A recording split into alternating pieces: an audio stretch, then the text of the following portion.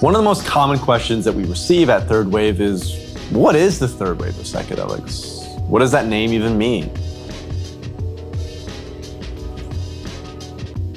So back in 2015, I was walking around Budapest with a couple friends, and we were on a micro to a mini dose of LSD, going to various third wave cafes, you know, those places where you can get a nice latte with a beautiful swan on top, and talking about the future of psychedelics.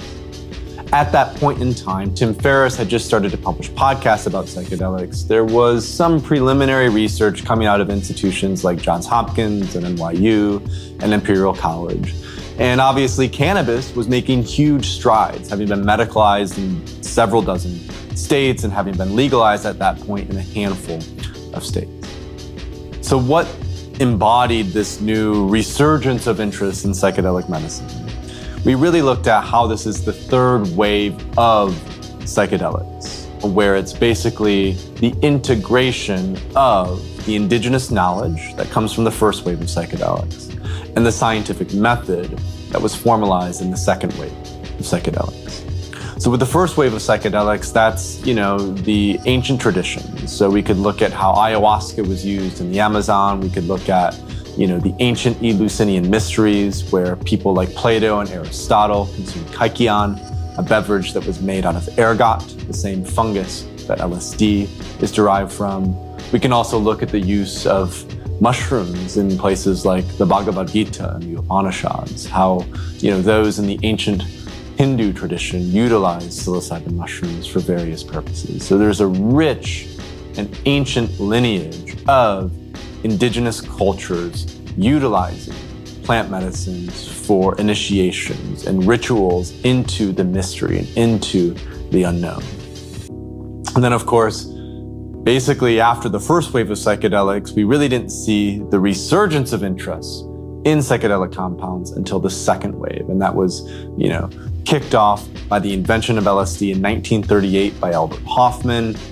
And then eventually Gordon Wasson went down to the Mazatec, found the magic mushroom, brought it back to Western culture, and that more or less kickstarted the second wave of psychedelics. And the second wave of psychedelics was initially a fantastic foray into the medicinal potential of these compounds. In particular, there were over 1,000 clinical papers published on LSD throughout the 1950s and 60s. But unfortunately, there was a tremendous backlash against these compounds, partly because they were perceived as hippie playthings. They were perceived as, you know, these tools that the counterculture used to push back against the system. And so for that reason, they were shut down by the Nixon administration, and all research was stopped into the potential of these medicinal compounds.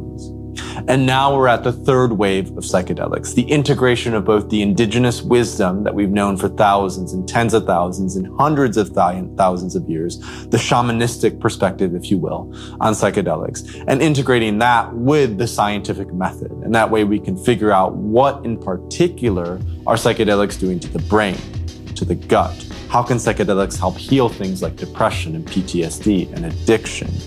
These mental health issues that millions and millions of people are now struggling with in our world. And so when we look at the third wave of psychedelics and the potential of the third wave of psychedelics, it's really to help humanity evolve out of its current existential crisis.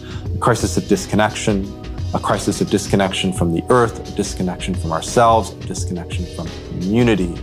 And coming back to these compounds will help us to reconnect with those deepest parts of ourselves that we have lost.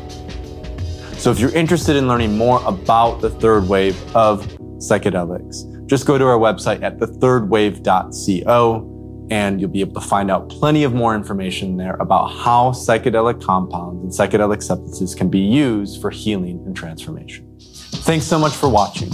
If you want to stay up to date on the third wave of psychedelics, subscribe to this channel and visit thethirdwave.co, where you'll find plenty of free resources on intentional and responsible psychedelic use.